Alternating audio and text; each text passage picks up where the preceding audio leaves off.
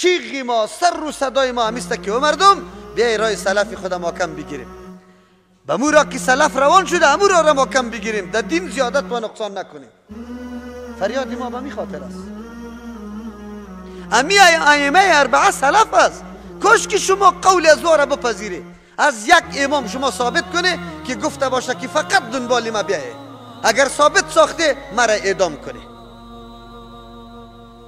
اگر ثابت ساخته که یکی از امام اربعه از مجتهدین گفته باشه که بیایید دنبال ما، دیگه طرف نروی.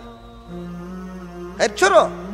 شما خود مخالفت اماما را کردید. در روز قیامت انشالله امی اماما بر علیه شما شاهدی میده و پیش الله میگه که یا الله ما نگفته بودیم یارا که دنبال ما بدوی، ما یارا توصیه کرده بودیم. امام ابو حنیفه رحمه الله فریاد میکنه میگه که ما گفته بودم اذا صح الحدیث فهو مذهبی.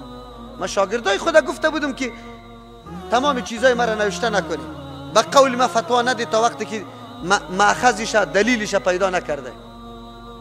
شماستی که مخالفت امامای تو نکردی، هم مخالفت کتاب الله، هم مخالفت حدیث رسول الله، هم مخالفت اماما.